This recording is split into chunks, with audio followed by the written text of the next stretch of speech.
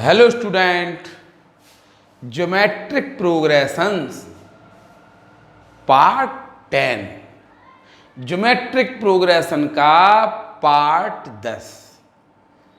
अभी आपने पिछले पार्ट में कुछ एनसीईआरटी के क्वेश्चन पढ़े थे। ये भी आपकी एनसीईआरटी की बुक में क्वेश्चन है। एनसीईआरटी की बुक से आप इसको पढ़ सकते हैं। ये क्वेश्चन एनसीईआरटी की बुक में हिंदी में भी दिया है, इंग्लिश वाली बुक में ये इंग्लिश में भी दिया है। देखिए, sum of first 3 terms of a GP is 16।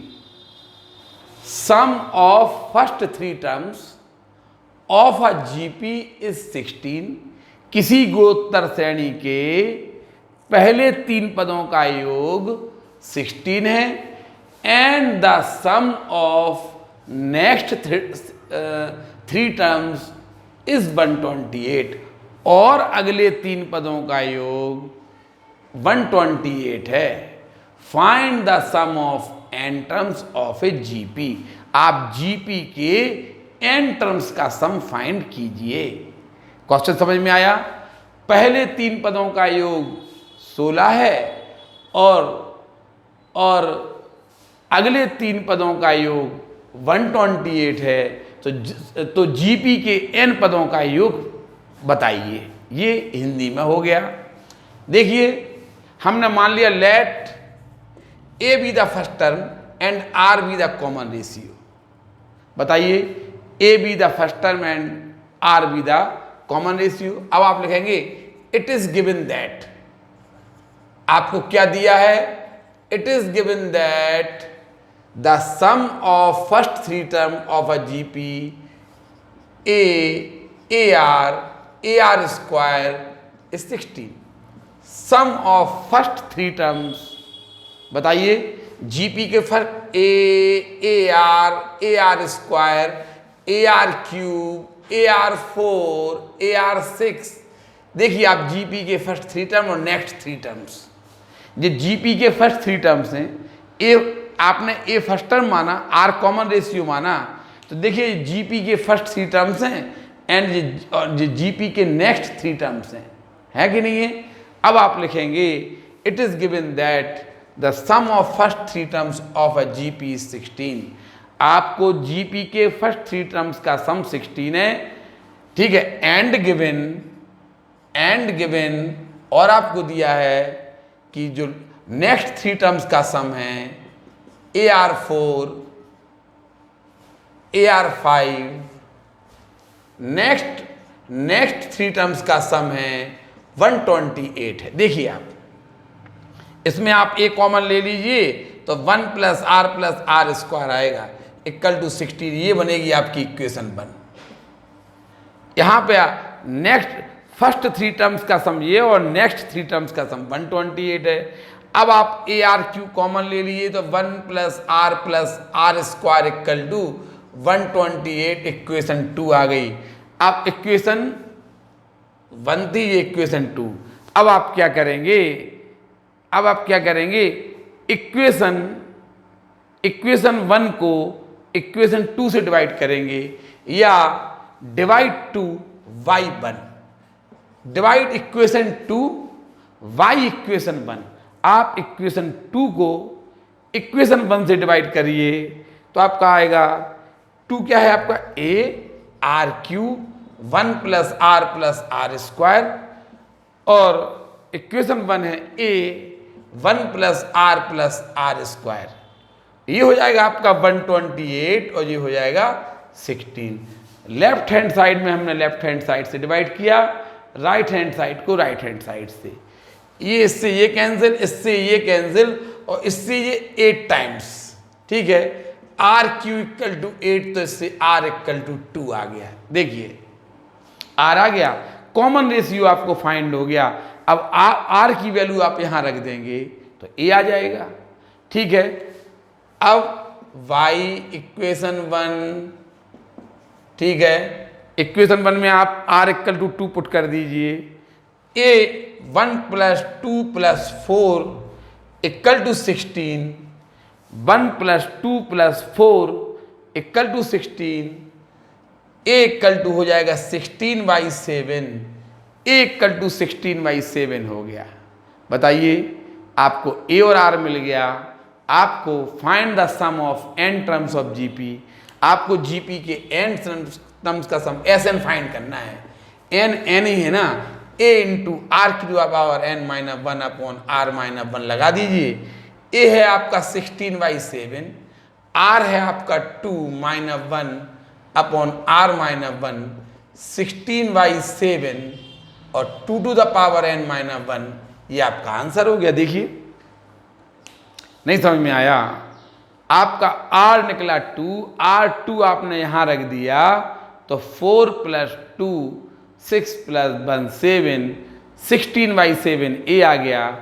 r आपको पता ही था, n टर्म्स का सम पूछा था उसने। अगर 5 टर्म्स का सम पूछा होता है n 5 रख देते, 6 टर्म्स का n 6, उसने n पूछा तो n टर्म्स का सम पूछा है।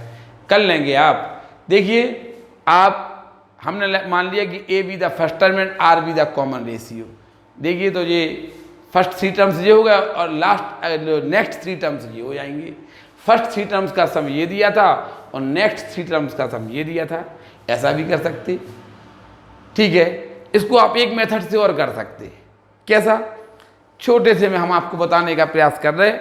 देखिए, जैसे आपको दिया फर्स्ट 3 टर्म्स का सम, आपको दिया कि फर्स्ट 3 टर्म्स का सम कितना दिया, 16 दिया। आपने ये तो मान ही लिया था, तो a इंटू आर की power 3-1 upon r-1 equal to 16। आप डायरेक्ट लिख सकते, ये इक्वेशन आपकी 1 हो जाती है। देखिए, आपको नेक्स्ट सेकंड मेथड बता रहे हैं।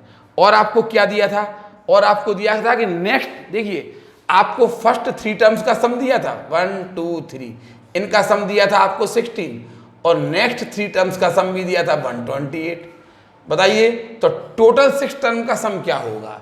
टोटल 6 टर्म का सम आप लिख देंगे, टोटल 6 टर्म का सम होगा 16 + 128, ऐसा लिख देंगे। बताइए, फर्स्ट 3 टर्म का सम 16 है और नेक्स्ट 3 टर्म का सम 128 है। आपको जो हमने सम सिखाया है वो फर्स्ट टर्म से लेके सिखाया, आपको हमने नेक्स्ट 3 टर्म्स का सम नहीं सिखाया। आप क्या करेंगे, फर्स्ट 3 टर्म्स का सम एक इक्वेशन बन गई और नेक्स्ट 3 टर्म का सम कितना दिया था 128। आपको फर्स्ट 3 टर्म्स का सम दे दिया और नेक्स्ट 3 टर्म्स का सम दे दिया था आपको 128। तो टोटल 3 टर्म्स ये और 3 टर्म्स ये, तो टोटल 6 टर्म का सम क्या होगा? टोटल 6 टर्म का सम ये होगा S6 a इंटू आर की power 6-1 upon r-1 equal to, ये हो जाएगा 4 और ये हो जाएगा 4, 144 हो जाएगा। अब आप क्या करेंगे, r की पावर, इसमें a² - b² का फॉर्मूला लगा दीजिए, तो आएगा r की पावर 3 - 1 और r की पावर 3 + 1 आएगा कि नहीं आए? अब इसको आप इससे डिवाइड करिए, इसको इससे डिवाइड करिए। देखिए, करें, यहाँ पे कर दे रहे a^3 - 1 r³ + 1 अपॉन r-1 को डिवाइड करना है a^3 - 1 अपॉन r-1 और ये होगा 144 अपॉन 16। इससे ये कैंसिल, इससे ये कैंसिल, इससे ये कैंसिल, आपका आप ये 9 ये आ जाएगा, आपका 9 बार शायद कट जाएगा, तो r³ + 1 इक्वल टू 9 बचेगा। देखिए, r³ + 1 तो r³ इक्वल टू 8 हो जाएगा r। देखिए, हमने क्या किया कि फर्स्ट 3 टर्म का सम दिया था 16 और नेक्स्ट 3 टर्म का सम, तो हमने फर्स्ट 3 टर्म का सम तो यही लगाया, देखिए ये लगाया, लेकिन नेक्स्ट 3 टर्म्स का फॉर्मूला नहीं होता। नेक्स्ट 3 टर्म्स को हमने क्या लिख दिया, टोटल 6 टर्म का सम कितना होगा, 16 + 128 होगा, जिसमें फर्स्ट टर्म यही आएगा। देखा, फर्स्ट टर्म यही है कि नहीं, आपका कॉमन रेशियो ही वही है। देखिए, नेक्स्ट 3 टर्म्स का सम, आपने नेक्स्ट 6 टर्म का सम, फिर हमने r की पावर 6-1 के फैक्टर कर दिए, a² - b² के। देखना, आप करना, ऐसा भी आप कर सकते हैं। जरूरी नहीं है कि आप इनको टर्म मान के ऐसा करें, ऐसा भी कर सकते, ऐसा भी कर सकते। उतार लीजिए ये question.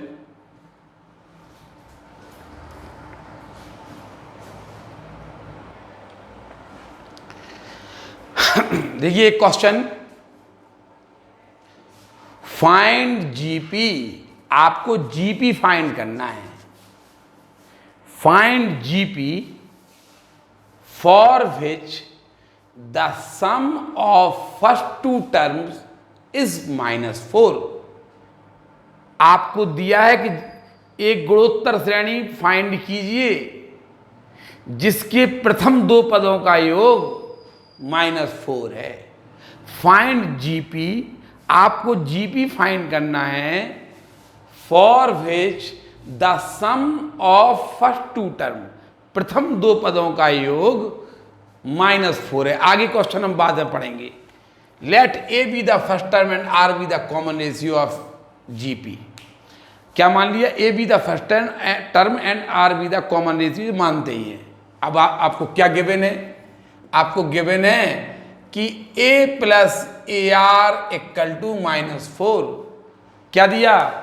Find the sum of, find GP, GP find कीजिए for which the sum of the first two terms is -4।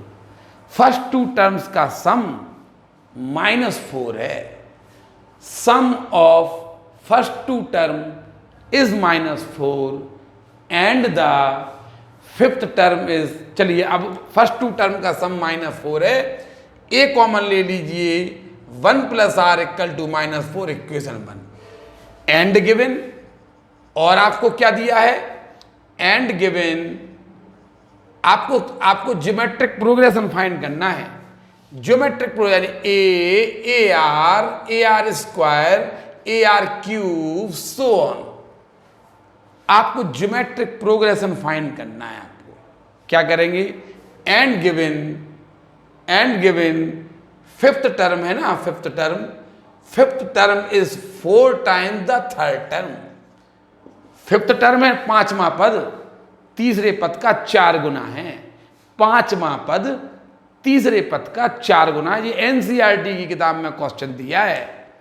जिनको हिंदी समझ में, इंग्लिश समझ में नहीं आ रही है, वो आप एनसीईआरटी किताब खोलिए, उसमें ये क्वेश्चन कहीं ना कहीं आपको मिल जाएगा। ये एनसीईआरटी का क्वेश्चन है, ठीक है। एनसीईआरटी में बहुत कम क्वेश्चन दिए रहते, ढूंढने में आपको कोई ज़्यादा असुविधा नहीं होगी।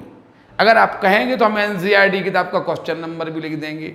ये एनसीईआरटी का क्वेश्चन है, ठीक है। फिर देखिए, find GP for which the sum of first two term is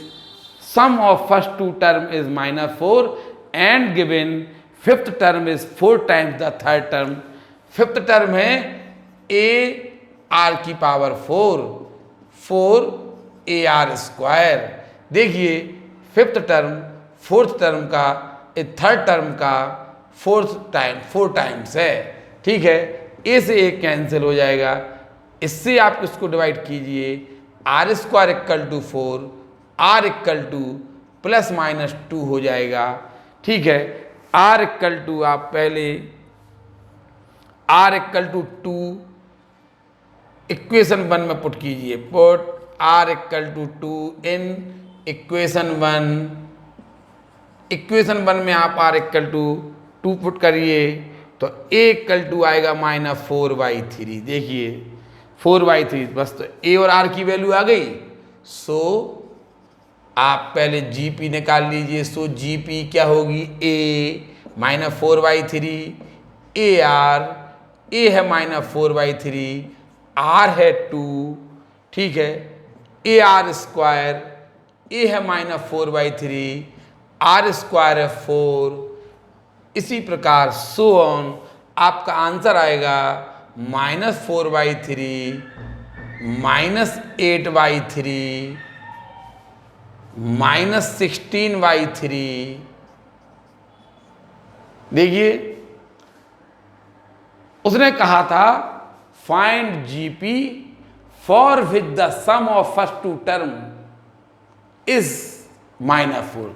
देखिए फर्स्ट टू टर्म का सम -4 है कि नहीं? देखिए आप, फर्स्ट टू टर्म का सम -4 आ रहा, देखिए आप चेक कर लेना। अब क्या करेंगे आप? आर इक्वल टू -2 लेना। आर इक्वल टू क्या लेना? आर इक्वल टू -2 आप यहां रख देंगे तो ए इक्वल टू आपका जो भी आए, फिर आप r इक्वल टू -2 और a जो आए वो यहाँ रख देना, तो आप एक आंसर आप और निकाल लीजिए। इस प्रकार आपका ये क्वेश्चन भी हो गया। इसको उतारिए, फिर आगे देखें।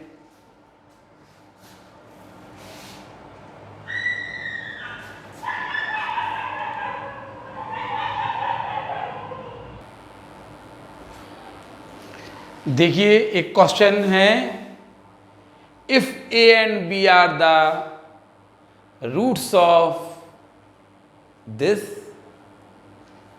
a और b इस द्विघात समीकरण के मूल हैं। पढ़ा है आपने कि नहीं हाई स्कूल में? If a and b are the roots of x² - 3x + p and c, d are the roots x² - 12x + p = 0, where a b c d in GP prove that q plus p is to q minus p equal to 17:15। आपको इनका ratio find करना है। देखिए आपको दिया था a and b are the roots of, अब आपने सम ऑफ रूट्स आपने ये पढ़ा होगा, ax² + bx + c = 0। तो आपने पढ़ा होगा sum of roots. Sum of roots होते हैं, सम ऑफ रूट्स है -b/a। सम ऑफ रूट्स होता है -b/a और प्रोडक्ट ऑफ रूट्स होता है, प्रोडक्ट ऑफ रूट्स c/a। ये आपको पढ़ा था। मूलों का योग -b/a, मूलों का गुणनफल c/a आपने पढ़ा था। देखिए आपको गिवन है a and b are the roots of this equation. a and b are the roots of x² - 3x + p = 0। बताइए a और b इसके रूट्स हैं, इसलिए सम ऑफ रूट्स क्या होगा? Sum of roots -b/a। देखिए माइनस b माइनस का है, -3 है और माइनस फॉर्मूले में होता -3/a1 है ये है, और प्रोडक्ट ऑफ रूट्स होगा d/a p होगा। ठीक है। एंड गिवन क्या गिवन है? c, d are the roots of x² - 12x + p = 0। इसलिए sum of roots -+12 product of roots c × d = p आएगा। c = d, यहाँ पे q आएगा। देखिए ठीक है, ये ना q आएगा, ये आएगा p। देखिए आपको q + p/q - p की वैल्यू चाहिए। q + p/q - p, तो ऐसा लग रहा आप इसको इक्वेशन 1 कर दीजिए, इसको इक्वेशन 2, ये हो जाएगी आपकी इक्वेशन 3, ये हो जाएगी इक्वेशन 4।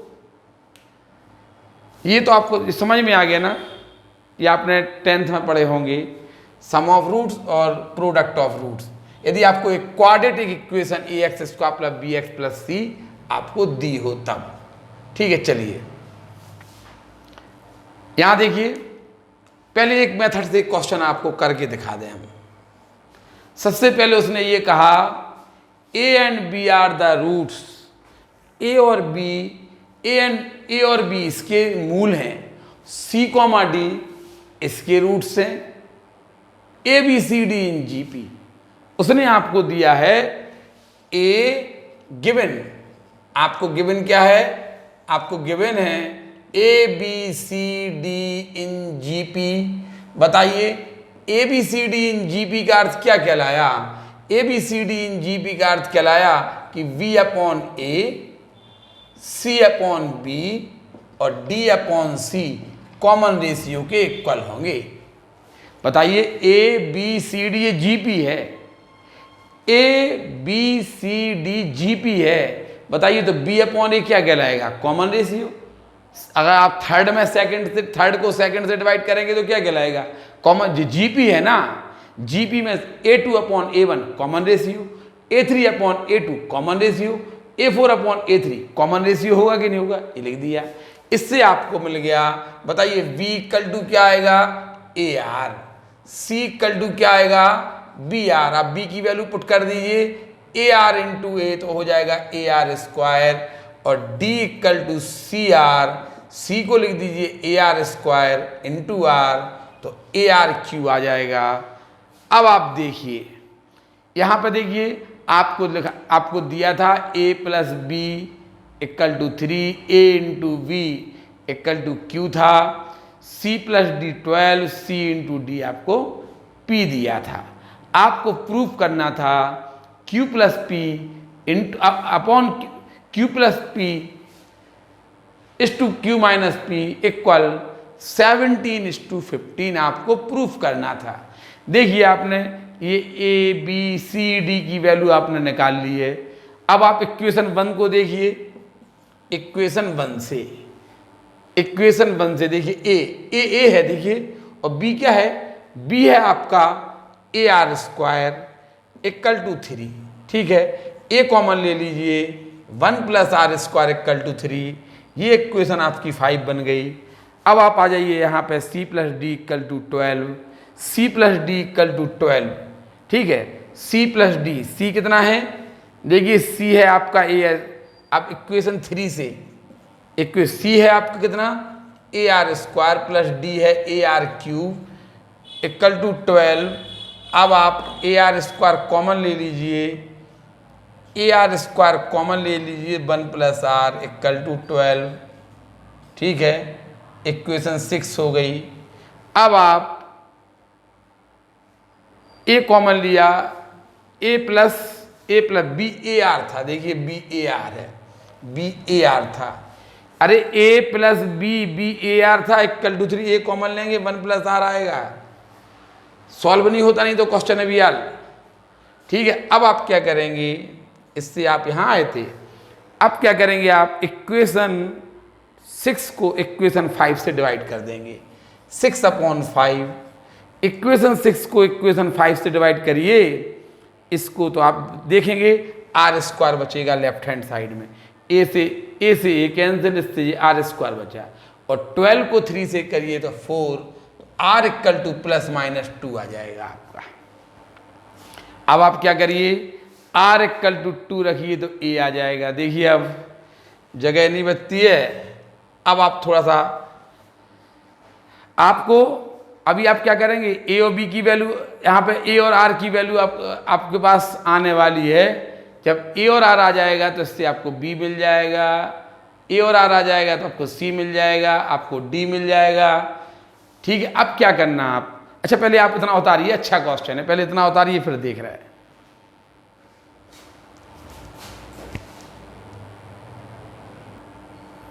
देखिए थोड़ा सा यहीं पर देख लीजिए आप क्या करना। देखो इससे आर की वैल्यू आ गई। अब आप आर की वैल्यू पुट कर दीजिए इक्वेशन 5 में। थोड़ा सा यहाँ कर दे रहा, मिटने लायक कुछ है ही नहीं बोर्ड पे से। आर इक्वल टू आप 2 लीजिए, आर इक्वल टू 2 इक्वेशन 5 में पुट कर दीजिए।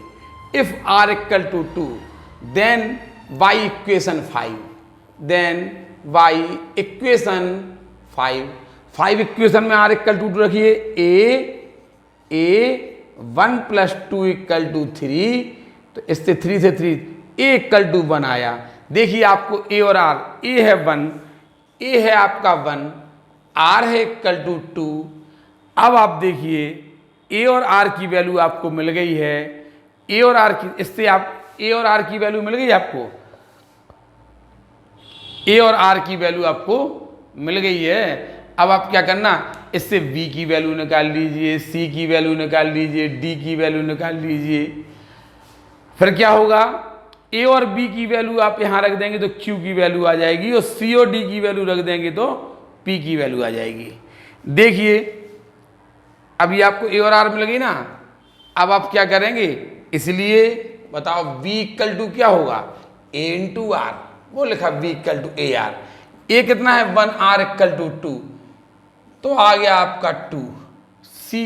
सी कितना है आपका सी है a r square, a r square है, ए है 1, आर स्क्वायर है 4, 1 इंटू 4 4 आएगा, और डी है आपका ए आर क्यूब। देखिए डी है ए आर क्यूब, ए है 1, आर क्यूब है 8, तो आएगा 8 आएगा।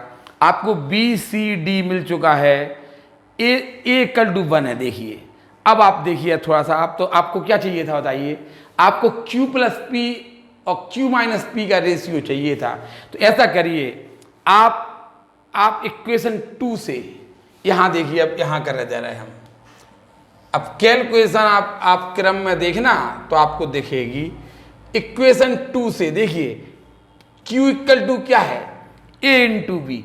ए है आपका 1, देखो ए है आपका 1 और b है इक्वल टू 2, तो q इक्वल टू 2 आया। और इक्वेशन 4 से देखिए p इक्वल टू क्या है, p इक्वल टू है c इंटू डी।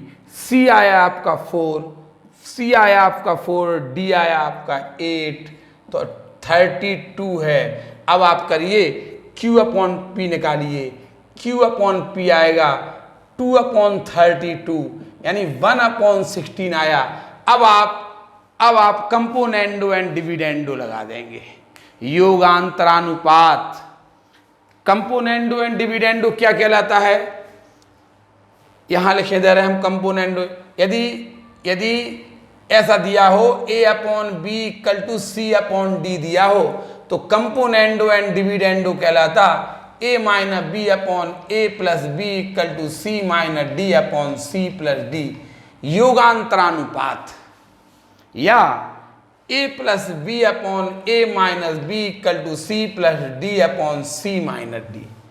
देखिए यहां पे आप कंपोनेंडो एंड डिविडेंडो लगा देंगे, तो q plus p upon q minus P equal to 1 plus 16 upon 1 minus 16। देखिए q plus p upon q minus P equal to, ये आ गया आपका 17 अपॉन माइनस 15। देखिए आपको निकालना था 17 अपॉन 15 निकालना था ratio, q plus p upon q. अभी आपने देखिए सबसे पहले फिर से a प्लस बी दिया, a इंटू बी दिया था, c plus d c into D आपको दे दिया था। अब हमने क्या किया, आपको दिया था a B C d in G P दिया था, तो हमने कहा b upon a b r कहलाएगा, c upon b b r कहलाएगा, d upon c b r कहलाएगा। तो आपने देखा b equal to A r, c equal to b r, b की वैल्यू आपने ए आर रख दी तो ए आर स्क्वायर हो जाएगा, d equal to c r आया, c की वैल्यू आपने ए आर रख दी, ए आर स्क्वायर रख दी तो ए आर क्यू आया। ये इतना समझ में आ गया था। अब हमने क्या किया, यहां देखो, यहां पे ए क्या, a प्लस बी को लिख दिया हमने ए आर, कहाँ लिखा, यहां देखिए इक्वेशन 1 से। अब कहाँ बताएं, b को लिख दिया ए आर, a कॉमन ले लिया 1 प्लस आर। अब आप यहाँ आइए, c को लिख दीजिए आप ए आर स्क्वायर और d को लिख दीजिए आप ए आर क्यू, और ए आर स्क्वायर कॉमन ले लीजिए 1 प्लस आर। अब इसको आप इससे डिवाइड कर दीजिए, कहाँ किया, अब कहीं किया होगा आपने, इससे इसको डिवाइड, ये किया, तो इससे आपको आर स्क्वायर, तो r equal to plus minus 2 आया। अब आपने क्या किया, आर इक्वल टू 2 कहाँ रख दिया, यहाँ पे आर इक्वल टू 2 रखा आपने, तो ए इक्वल टू 1 आया। ए और आर देखिए, ए और आर के मान आ गए, तो आप यहाँ पर वैल्यू रख दी तो आपको बी आ जाएगा। कहाँ है जी, है बी क्या था आपका, बी था ए आर था, ए और आर की वैल्यू रख दी। सी क्या था, ए आर स्क्वायर, ए और आर की वैल्यू रख दी, डी निकाल लिया। अब हमने क्या किया, ए और बी की वैल्यू यहाँ पुट कर दी, तो क्यू आ गया। देखिए क्यू क्या है, ए इंटू बी, ए है 1, बी है 2। पी क्या है, पी है आपका सी इंटू डी। ये देखिए आपको q plus p upon q minus, आपको ये q की वैल्यू आ गई, हमने q अपॉन p की वैल्यू निकाल ली।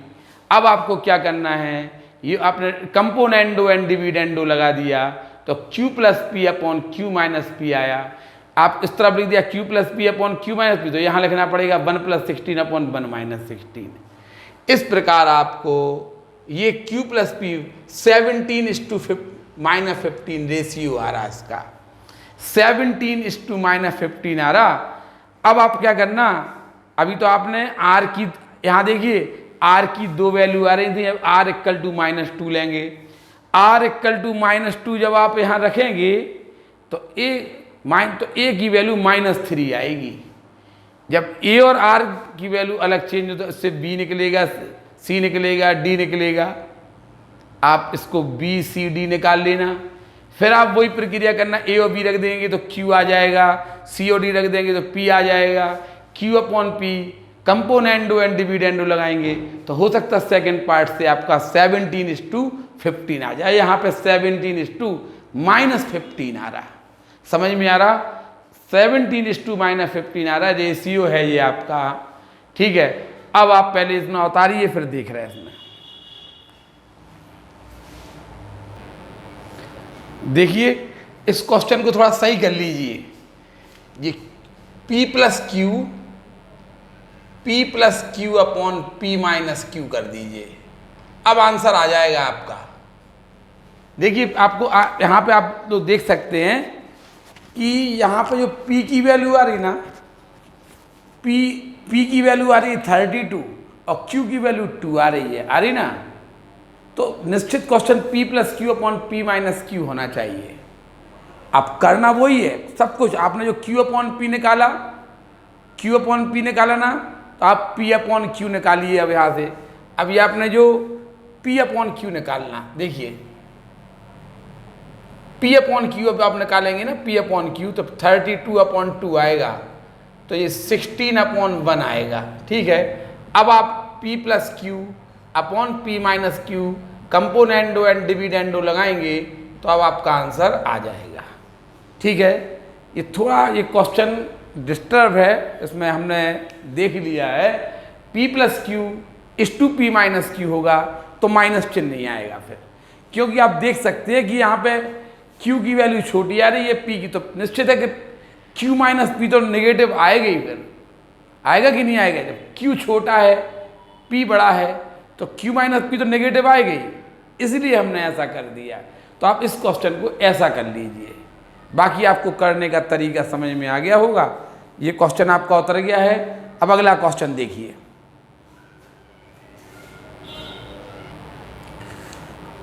देखिए कुछ क्वेश्चन अभी थोड़े टफ सॉल्व हुए, इसके पहले वाला पार्ट आप फिर से प्रयास करना। थोड़ा सा आप देखा बोर्ड पे इतनी जगह नहीं रहती है और कुछ मिटने लायक भी ना हो, तो फिर क्या करें बताइए।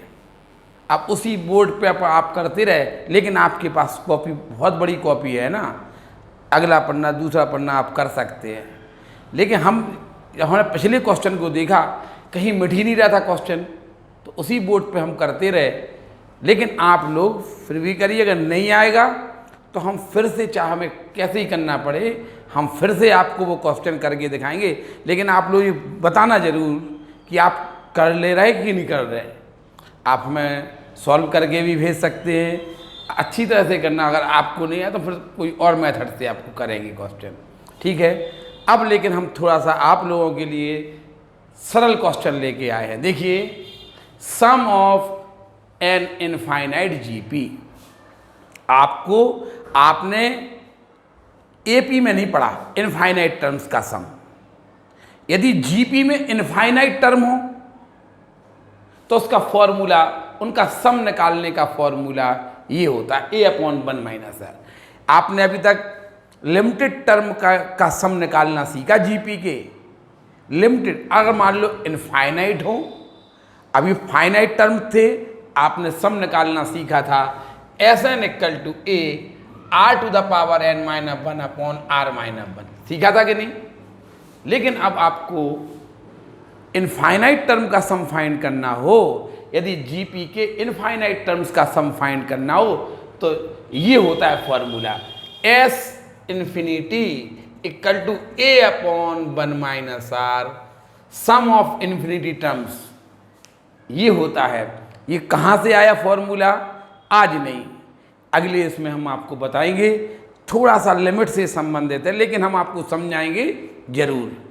आप लोग अब थोड़ा सा, आपने अभी तक जीपी के इनफाइनाइट टर्म का सम देखा, हमने दे दिया आपको। ये बता दें थोड़ा सा एक चीज़ और, ये जीपी के इनफाइनाइट टर्म्स का सम तब होता है जब one is less than r is less than 1। देखिए, जब आर की वैल्यू -1 और +1 के बीच में हो। ध्यान रखना, आप जीपी के इनफाइनाइट टर्म्स का सम तभी फाइंड कर सकते हैं जब आर की वैल्यू आपको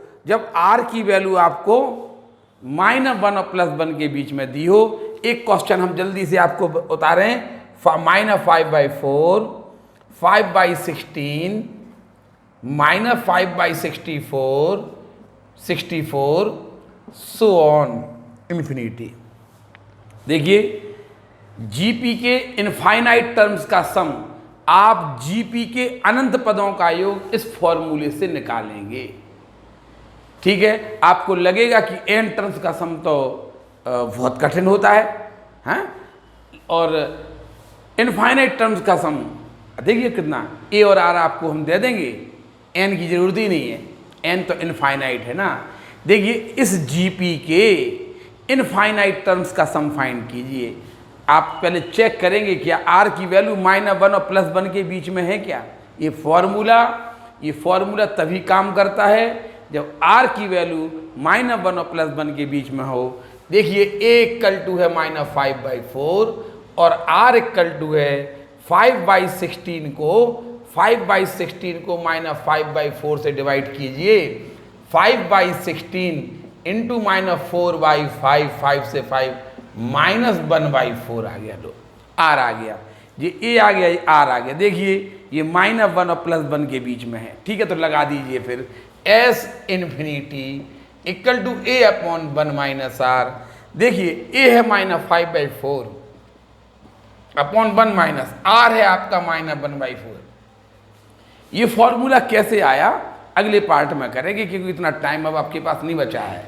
इसको अगले पार्ट 11 में हम आपको करके दिखाएंगे कि ये फॉर्मूला कैसे आया है। आप एक ऐसे क्वेश्चन देख लीजिए, -5/4 और ये 1 + 1/4 हो गया, 1 + 1/4 -5/4 अपॉन 5/4 इक्वल टू 1 आंसर आएगा। लो, इसके इन्फिनिटी टर्म्स का सम कितना आएगा? -1 आएगा। -1 आ रहा है कैलकुलेशन में। ये बहुत सरल क्वेश्चन है, ठीक है, ज़्यादा दिमाग लगाने की आवश्यकता नहीं है। रही बात इसको प्रूव करने की, तो हम अगले पार्ट में इसको प्रूव करेंगे। आपने देखा कि जीपी के इन्फिनिटी टर्म्स का सम, इस जीपी के इन्फिनिटी टर्म्स का सम फाइंड करना था। आपने ए निकाला, इसको इससे डिवाइड करके आर निकाला। आपने देखा आर -1 और +1 के बीच में है, तब आपने फॉर्मूला लगा दिए, सॉल्व कर देना। उतार लीजिए, फिर आगे एक क्वेश्चन और देखेंगे। देखिए, एक क्वेश्चन और देखिए, इसके इनफाइनाइट टर्म्स का सम फाइंड कीजिए। ये आपको एक सीरीज दी है, इनफाइनाइट टर्म्स का सम फाइंड कीजिए। देखिए कैसे करेंगे आप, जिसमें 2 है ना बेस, 1/2 का क्यूब प्लस 1/2 की पावर 5 के इनफाइनाइट टर्म्स अलग कर देंगे। देखिए कैसे करेंगे, 1/2 का क्यूब 1/2 की पावर 5 के इनफाइनाइट टर्म्स का सम अलग कर देंगे, प्लस 1/3 का स्क्वायर प्लस 1/3 की पावर 4 प्लस 1/3 की पावर 6 के इनफाइनाइट टर्म्स का सम अलग कर देंगे। देखिए, उसने कहा था ये आपको एक सीरीज दी थी, इनफाइनाइट टर्म्स का सम फाइंड करना था, तो आपने क्या किया, 1/2 का क्यूब 1/2 की पावर 5 के इनफाइनाइट टर्म्स का सम अलग निकाल दिया, प्लस 1/3 का स्क्वायर प्लस 1/3 की पावर 4 प्लस 1 के इनफाइनाइट टर्म्स का सम आप अलग निकाल देंगे और दोनों का सम कर देंगे। बताइए, इसके इनफाइनाइट टर्म्स का सम a अपॉन a है आपका 1/2। देखिए इसके infinite a upon 1 minus r है 1/4, दीजिए इसको इससे डिवाइड करिए, प्लस इसके इनफाइनाइट टर्म्स हम a अपॉन a है ये 1 माइनस r इसको इससे डिवाइड कीजिए, ये आएगा। बस अब इसको सॉल्व करना है, आपका आंसर आ जाएगा। देखिए ये बचा आपका 1/2 और ये बचा आपका 3/4, 3/4 1/2 ये हो गया 3/4 प्लस 1/9 और ये हो जाएगा आपका 8/9, 1/9 और ये हो गया आपका 8/9। ठीक है, अब आप क्या करेंगे, 9 से 9 कैंसिल करेंगे आप, उसे 2 1 2 2 2 4, ये हो जाएगा आपका 2/3, ये है आपका 2/3 और ये है आपका 1/8। आप 24 LCM ले लेना, 3 8 the 8 to the 16 plus 8 3 the 19/24 आपका आंसर आ जाएगा। इसका सम आपको निकालना था 1/2 का क्यूब 1/2, ये हमने कुछ ग्रोथ ये आपको इनफाइनाइट टर्म्स के जो इनफाइनाइट टर्म्स के सम करना, इसको अच्छी तरह से आप अगले पार्ट 11th में पढ़ेंगे, इसको आप उतार लीजिए। ठीक है, अगले पार्ट में आप देखिएंगे। धन्यवाद।